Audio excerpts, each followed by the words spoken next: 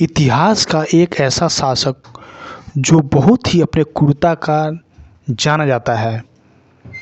उस क्रूर शासक का नाम है तैमूर लंग, जो कि पूरे अपने ज़िंदगी में उसने 1 करोड़ लोगों की हत्याएं की।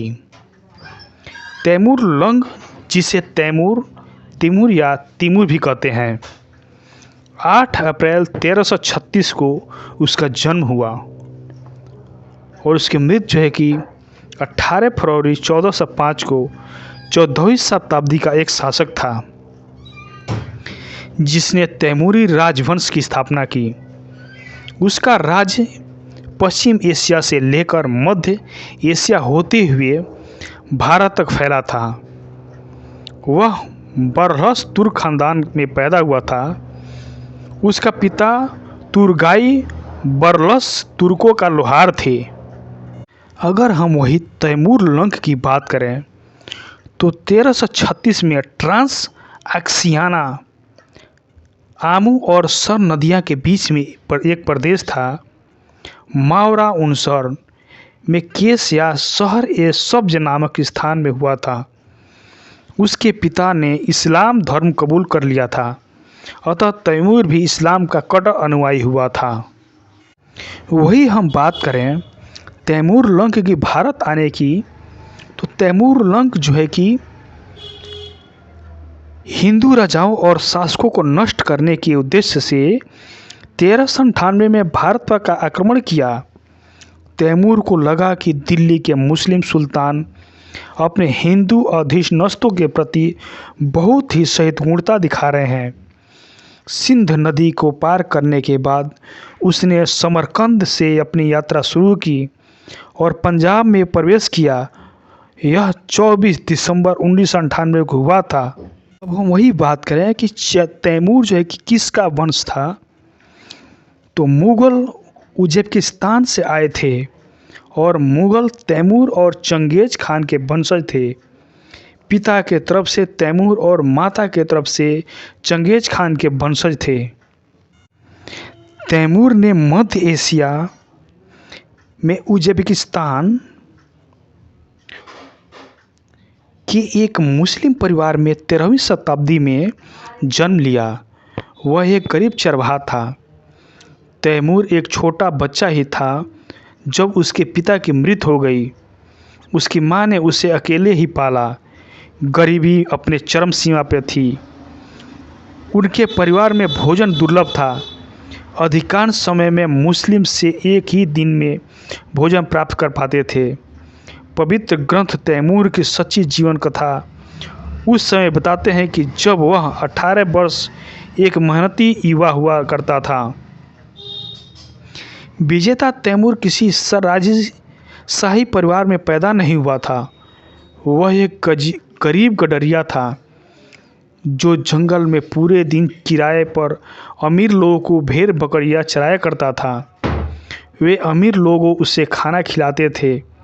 अत्यधिक गरीबी के कारण तैमूर गांव में बकरियां और भेड़ वापसी लाने के बाद शाम के समय एक लोहार की कार्यशाला में काम करता था, अपने जीवन यापन करता था।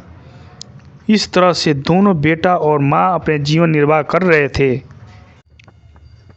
सैनिकों द्वारा एक जवान लड़की के अपहरण ने राजा के खिलाफ तैमूर का प्रतिशोधी बना दिया, क्योंकि वह घटना उसके दिमाग में हमेशा रहती थी और अपनी प्रबल इच्छा की अगर वह राजा बन जाएगा तो सबके पहले अपराधी निर्जला राजा को सब सिखाएगा, जिसने गांव को सामान लूट लिया और अपनी जवान लड़की का अपहरण कर लिया।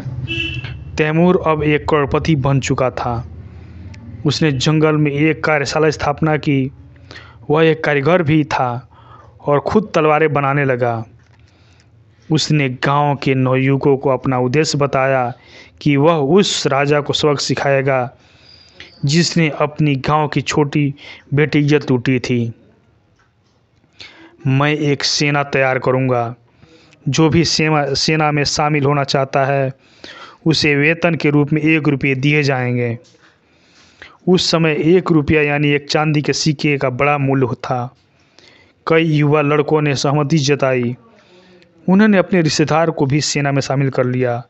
अपनी आजीविका को अर्जित करने के तैमूर ने कई लोहारों को काम पर रख लिया, जिन्होंने तलवारें और ढालें तैयार की और उन्हें वेतन भी दिया। इस तरह तैमूर के एक विशाल सेना संगठन कर लिया। तैमूर ने अपनी विशाल सेना के साथ अंततः राजा पर हमला किया और उसने अपने नियंत्रण में ले लिया। उसने राजा का पूरा राज्य छीन लिया। उसने राजा को मारा नहीं बल्कि उसे मुक्त कर दिया और उसे दूसरे गांव में भेज दिया और निर्वाह के लिए उसे एक श्रमिक प्रदान कर दिया। धीरे धीरे तैमूर लंक ने इराक, ईरान, तुर्किस्तान पर अपना धीरे धीरे कब्जा कर लिया। उसने भारत पर भी शासन किया। दिल्ली के राजा उनकी अधीनता को स्वीकार नहीं किया। तैमूर ने उसे मारा पीटा और बाहर कर दिया। उसकी जगह उन्होंने बरेली के नवाब को दिल्ली का वायसराय बनाया, जो तैमूर को गुलाम बने रहे और फसल काटने के बाद 6 महीने में कर टैक्स देते रहे। दिल्ली के वायसराय में तैमूर की मृत्यु के बाद टैक्स देना बंद हो गया। वह खुद एक स्वतंत्र शासक बन गया। तैमूर का बेटा दिल्ली का राज लेना चाहता था, लेकिन उसने वायसराय ने दिल्ली का राज कब्जा नहीं कर पाया। तैमूर लंगड़े का एक ही सपना था कि वह एक अपने पूर्वज चंगेज खान की तरह पूरे यूरोप और एशिया को अपने बस में कर लें। लेकिन चंगेज खान जहां पूरी दुनिया को एक ही साम्राज्य से बांधना चाहता था, तैमूर का इरादा था कि सिर्फ लोगों को धौस जमाना जानता था। साथ ही साथ उसने सैनिकों को यदि लूट लूट कर माल मिल जाए तो अच्छा है, नहीं तो उसे जान से मार दो। चंगेज और तैमूर में बड़ा ही फर्क था।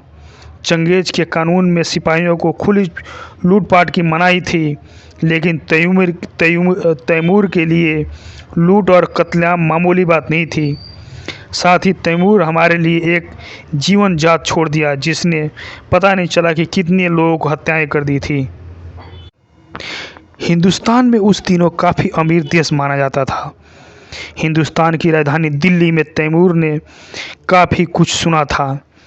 यदि दिल्ली पर हम सफल हमला कर सकते हैं तो काफ़ी लूट माल कर सकते हैं। तब तक दिल्ली के शाह नसरुद्दीन महमूद के पास हाथियों का बड़ा बड़ा फौज था। कहा जाता है कि उसके सामने कोई टिक नहीं पाता था। साथ ही दिल्ली की फौज भी काफ़ी बड़ी थी। तैमूर ने कहा कि बस थोड़े ही दिन की बात है, अगर ज़्यादा मुश्किलें बढ़ी तो हम वापस आ जाएंगे। मंगोलों की फौज सिंधु नदी पर पार करके हिंदुस्तान में घुस आई। रास्ते में उन्होंने अफसा नदी पार करने के बाद गांव-गांव में लूट मार किया। यहाँ तैमूर ने लोगों के दहशत फैलाने के लिए काफ़ी लोगों को कत्लेआम कर दिया। जिस घर में जाता था वो लाश ही लाश दिखता था और सारे हिंदुओं को कत्लेआम का आदेश दे दिया। पास ही तुगलकपुर में आग की पूजा करने वाले यहूदियों की आज़ादी थी। आजकल हमें इन्हीं पारसी कहते हैं। तैमूर कहता था कि ये लोग एक गलत धर्म को मानते हैं, इसलिए उनके सारे घर को जला दिया जाए, जो भी पकड़े आए उन्हें मार दिया जाए। फिर फौजियों ने पानीपत के निकल पड़ी और पंजाब के सामना कस्बे, असबंदी गांव और हरियाणा के कैथल में खूब खूनी की नदियां बहाए। रास्ते में लोनी के किले के राजपूतों ने तैमूर को रोकने की नाकाम कोशिश की। अब तक तैमूर के पास कई लाख हिंदू बंदी बना चुके थे। दिल्ली पर चढ़ाई करने से पहले उसने सभी को कत्ल करने का आदेश दे दिया। यह भी हुक्म दे दिया कि यदि कोई सिपाही बेकसूर को कत्ल करने हिचकते हैं तो उन्हें जान से मार दिया जाए। अगले दिन दिल्ली पर हमला कर नसरुद्दीन महमूद को आसानी से हरा दिया। महमूद डर कर दिल्ली छोड़कर जंगलों में जा छिपा। दिल्ली में जश्न मनाते हुए मंगोली कुछ औरतों को छेड़ा तो कुछ लोगों ने विरोध किया, तो इस तैमूर ने दिल्ली को सभी हिंदुओं को ढूंढ ढूंढ कर कत्ल करने का आदेश दे दिया। 4 दिन में सारा शहर खून से रंग गया। अब तैमूर दिल्ली छोड़कर उज़्बेकिस्तान की तरफ रवाना हुआ।